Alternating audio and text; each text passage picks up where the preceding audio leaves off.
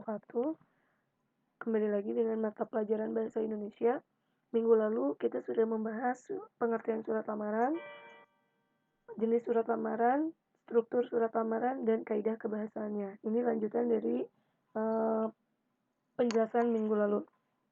Hari ini saya akan membahas bagian-bagian surat lamaran pekerjaan. Bagian-bagian surat lamaran pekerjaan. Yang pertama ini ada tempat dan tanggal pembuatan surat. Tempat dan tanggal pembuatan surat ditempatkan di pojok kanan atas tanpa titik di akhir karena bukan kalimat. Jadi penulisan tempat dan tanggal pembuatan surat ini, kalau depan kamu ada kertas folio bergaris, itu ada paling pojok kanan atas di baris pertama di ujung. Tapi jangan sampai kamu menulisnya mepet ke paling ujung. Maka ketika pembuatan surat lamaran, di folio bergaris itu kan ada titik-titik di atasnya. Nah, kamu harus bisa menentukan dari kiri 3 titik, dari kanan 2 titik, atau dari kiri 4 titik, dari kanan 3 titik, seperti itu. Nah, untuk penulisan tempat dan tanggal pembuatan surat, yang pertama ini adalah kota tempat kamu membuat surat. Kalau Papua, tulis Papua. Kalau Bogor, tulis Bogor. Ingat penulisan huruf kapital di awal untuk nama kota. Kemudian diberi tanda koma. Ini untuk pemisah antara kota dan tanggal. Tanda koma, kebanyakan orang salah dalam menuliskan tanda koma. Banyak yang tidak menggunakan tanda baca koma. Jadi tolong gunakan tanda baca koma. Kemudian tanggal pembuatan suratnya, bulannya, dan tahunnya. Nah, ini dalam penulisan bulan tidak boleh disingkat. Kemudian dalam penulisan tanggal surat tidak boleh, contohnya 21 strip 11 21 strip 10 strip 2018, itu nggak boleh. Jadi penulisannya harus lengkap. Papua 21 Oktober 2018. Seperti itu. O-nya harus kapital, huruf pertama nama bulan itu harus kapital. Selanjutnya, yang kedua ada lampiran dan hal. Kata lampiran dan hal tidak disingkat seperti lam. Kalau hal ini bisa ya, bisa hal atau perihal. Jadi bisa hal atau perihal. Tapi kalau lampiran tidak boleh disingkat menjadi lam. Harus lampiran. Nah, ini contohnya ada lampiran satu berkas. Satu berkas itu kalau ada satu aja. Tapi kalau misalnya lampirannya ada 6, kamu tulis 6 lembar atau 6 berkas. Kemudian perihalnya adalah lamaran pekerjaan. Kalau ini mudah ya. Ini penulisannya di pojok kiri. Jadi kalau kalau harusnya hal dulu ya. Hal dulu di atas baru lampiran di bawah. Nah, perihal dengan tanggal itu sejajar di baris pertama. Kalau hal itu di bawah kalau lampiran di bawah hal. Jadi perihal lampiran. Kemudian di pojok kanan atas masih sebaris dengan perihal itu tempat dan tanggal pembuatan surat. Selanjutnya alamat surat. Ini penting sekali di alamat surat. Banyak sekali siswa yang salah dalam menuliskan alamat surat. Yang pertama, tidak menggunakan kata kepada. Jadi hindari kata kepada yang terhormat. Jadi dalam alamat surat tidak perlu menggunakan kata kepada. Selanjutnya, alamat disarankan tidak lebih dari 3 baris. Jadi dalam pembuatan surat, alamat tidak boleh lebih dari 3 baris. Jabatan tidak boleh menggunakan jenis kelamin seperti bapak atau ibu. Jadi tidak perlu menggunakan kata sapaan, bapak, ibu, tidak boleh. Kemudian tulis jalan pada alamat tidak boleh disingkat, tidak boleh JLN, tapi harus tulis jalan. Nah, di sini ada contohnya. YTH titik. Ingat ya, ini karena singkatan yang terhormat, Y-nya kapital, T-nya kecil, H-nya kecil, beri tanda baca titik YTH. Tidak boleh kapital semua. Kemudian ini ada nama jabatannya, direktur. Nah, ketika kamu ada nama jabatan, tidak boleh menggunakan Bapak Direktur atau Ibu Direktur. Langsung saja, yang terhormat Direktur Sukses Mandiri, kalau tidak tahu namanya ya. Atau yang terhormat Pimpinan Personalia, atau yang terhormat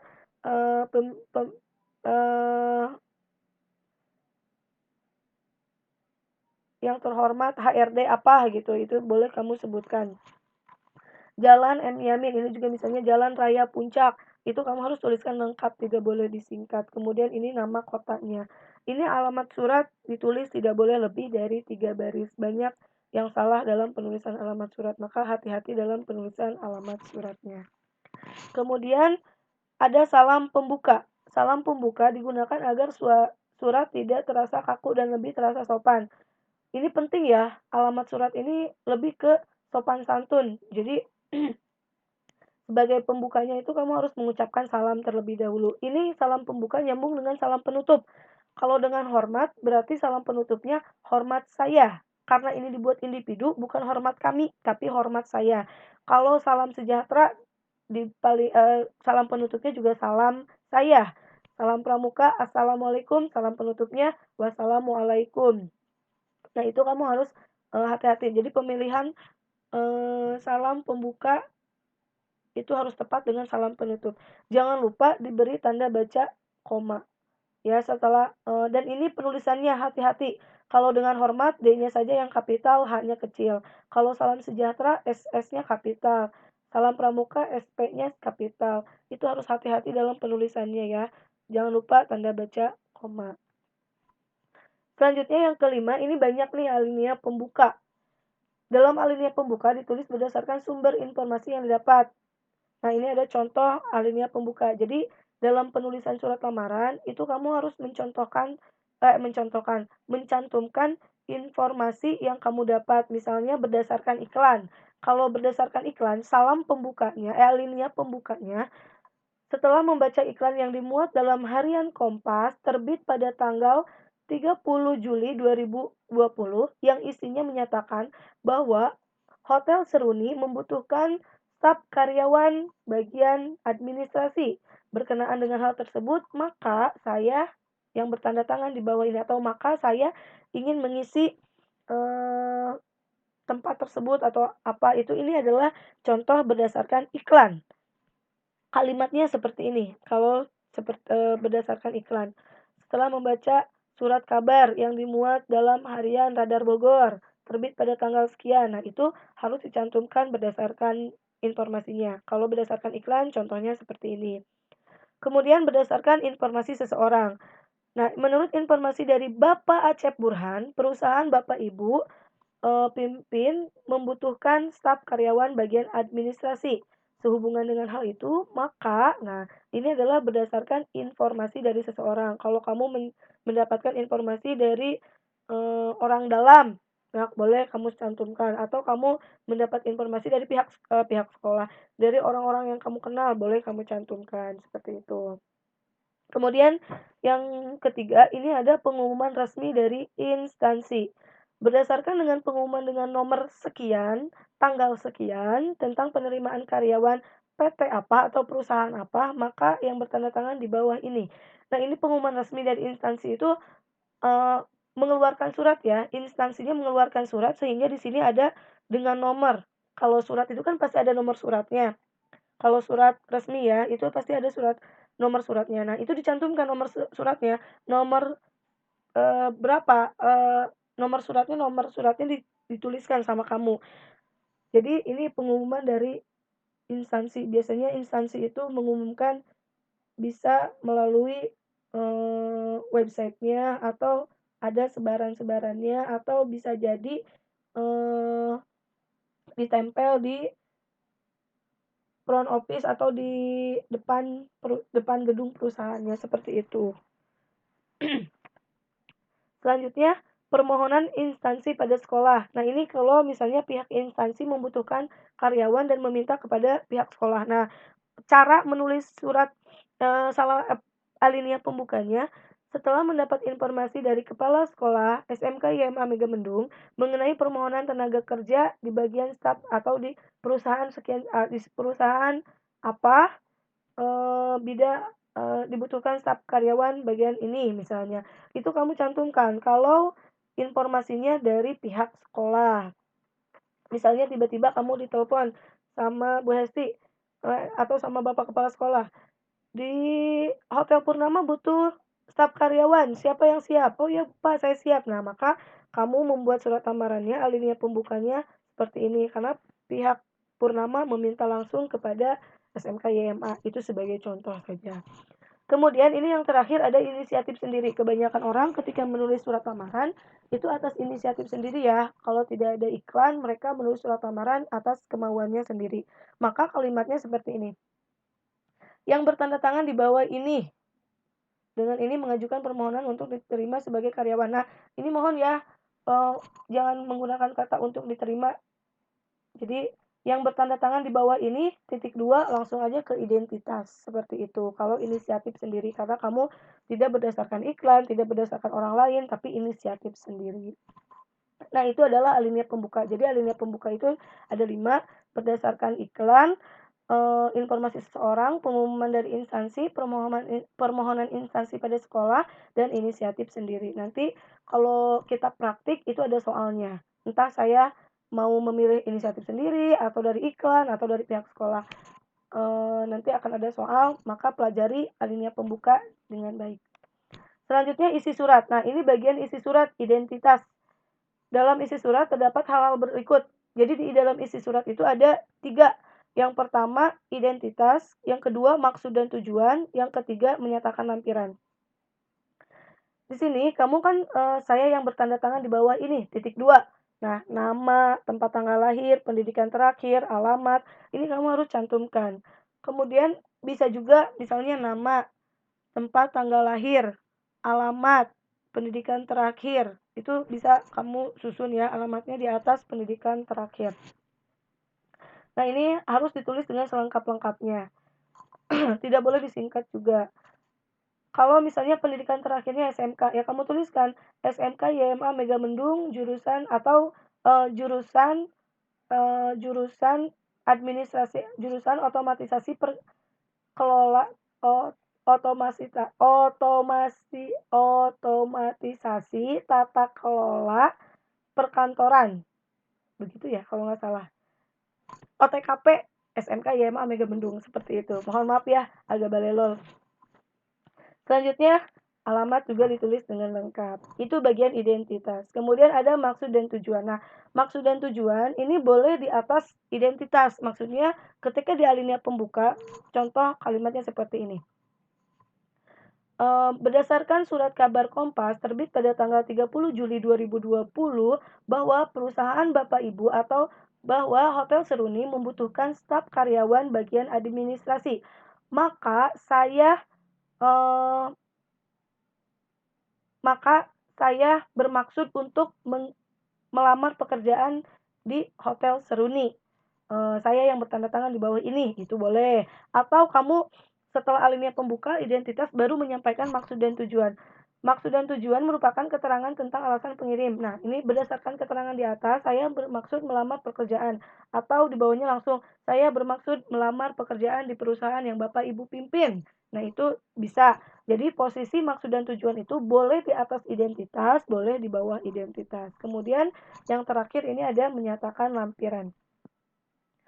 Kalau untuk praktik atau kalian membuat tugas surat lamaran, jangan suka melihat ke internet, tapi patokannya ke bagian-bagian surat yang saya jelaskan. Karena apa? Yang di internet itu rata-rata banyak salahnya. Kalau ini mengacu kepada bahasa yang baik, kemudian ini sudah ditentukan bahwa bagian-bagiannya sudah tepat. Jadi tolong ketika ada tugas membuat surat lamaran pekerjaan, jangan melihat di Google. Google itu kebanyakan salah. Ya, jadi tolong mengacu kepada materi saya yang saya sampaikan. Kemudian yang ketiga di sini ada menyatakan lampiran. Dalam lamaran pekerjaan terdapat beberapa lampiran tentang syarat yang sudah diminta. Misalnya yang pertama, kalau CV dipisah. Yang poin pertama ini kamu harus isi adalah daftar riwayat hidup. Kalau CV-nya dipisah. Kalau CV-nya tidak dipisah, ini, yang pertama langsung saja fotokopi ijazah. Tapi kalau CV dipisah, yang pertama ini adalah daftar riwayat hidup dalam kurung CV. Nah, kemudian ada fotokopi kartu tanda penduduk KTP. Yang ketiga pas foto ukuran. Ada juga transkrip nilai dan lainnya. Itu bisa kamu cantumkan. Ya, ini menyatakan lampiran. Ini termasuk ke dalam isi. Jadi isi surat itu ada isi surat itu ada identitas, ada maksud dan tujuan, dan ada lampiran. Setelah ini baru masuk ke dalam penutup. Penutup haruslah menunjukkan keantusiasan pelamar pekerja kepada instansi yang dituju. Kalimat penutupnya seperti ini. Banyak sekali siswa yang salah dalam penulisan kalimat penutup. Contohnya yang betulnya seperti ini ya. Demikian surat lamaran pekerjaan ini saya buat, besar harapan saya dapat menjadi bagian dari perusahaan yang Bapak Ibu pimpin. Atas perhatian dan kebijaksanaan Bapak Ibu, saya ucapkan terima kasih. Ini adalah kalimat yang paling efektif. Tidak boleh menggunakan kalimat seperti ini. Demikian surat lamaran pekerjaan ini saya buat. Eee, saya mohon dengan sangat atau saya berharap dengan sangat saya dapat diterima di perusahaan Bapak Ibu. Dapat diterima di perusahaan Bapak Ibu itu kalimat yang sangat memohon atau saya mohon dengan sangat. Jadi tidak boleh menggunakan kalimat seperti itu, seperti kalian meminta-minta. Jadi hindari kalimat yang tidak efektif. Besar harapan saya dapat menjadi bagian dari perusahaan yang Bapak Ibu pimpin. Itu kalimatnya efektif dan enak didengar. Tapi kalau misalnya enak dibaca, punten. Tapi kalau misalnya kamu menggunakan kalimat besar harapan saya dapat diterima, itu kamu berharap sekali bahwa kamu tuh betul-betul ingin diterima. Nah, jadi tolong hindari kalimat atau kata seperti itu karena itu seperti meminta-minta. Kamu boleh menambahkan loyalitas dan totalitas atau saya merupakan orang yang bertanggung jawab, bekerja keras, itu bisa maksud dan tujuan bisa ditambahkan seperti itu untuk meyakinkan, pihak perusahaan. Di bagian maksud dan tujuan juga di sini bisa kamu cantumkan, "Saya mampu berbahasa Inggris dengan baik, saya dapat, mengoperasikan Microsoft Word, Excel, dan lainnya." Itu bisa kamu cantumkan di dalam sini sebagai, acuan atau sebagai, nilai tambah, eee, kemampuan kamu, bisa kamu sampaikan. Nah, ini bagian penutup. Setelah penutup, ini ada salam penutup. Tadi ya, ada salam pembuka, ada salam penutup. Nah, kalau salam pembuka itu ada di kiri, tapi kalau salam penutup itu adanya di pojok kanan atas bawah. Pojok kanan atas, pojok kanan bawah, sebelum tanda tangan. Jadi ada salam penutup. Kalau salam pembukanya, dengan hormat, salam penutupnya, "Hormat saya." Kalau salam itunya salam sejahtera, berarti salam saya. Nah, ini penulisannya, jangan lupa menggunakan tanda baca koma. Setelah hormat saya, setelah salam penutup, ini nih, nah ini contohnya, ada tanda tangan dan nama terang.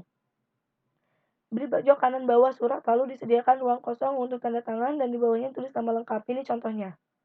Hormat saya, koma, tanda tangan Winda Wulandari SPD. Nah, cara tanda tangannya jangan sampai seperti ini.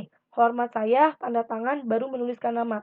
Penulisan yang baik adalah kamu tuliskan dulu kalimat penutup, setelah itu beri ruang untuk tanda tangan, tuliskan nama kamu, terakhir baru tanda tangan. Supaya apa? Kalau kamu tanda tangan dulu, khawatir tidak ada ruang untuk penulisan nama kamu.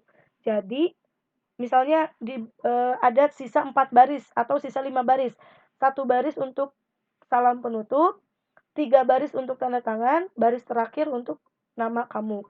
Jadi usahakan penulisannya seperti itu. Salam penutup dulu, kasih ruang, baru nama kamu, terakhir ditandatangani, seperti itu. Paham ya? Itu penjelasan dari Ibu. Nanti Ibu akan kirimkan contoh surat lamaran yang dipisah dan disatukan dalam bentuk file ya. Mangga kamu pelajari, nanti minggu depan kita akan praktik membuat surat lamaran pekerjaan langsung di kertas folio bergaris. Eee, Mungkin itu yang bisa Ibu sampaikan. Terima kasih. Wassalamualaikum warahmatullahi wabarakatuh.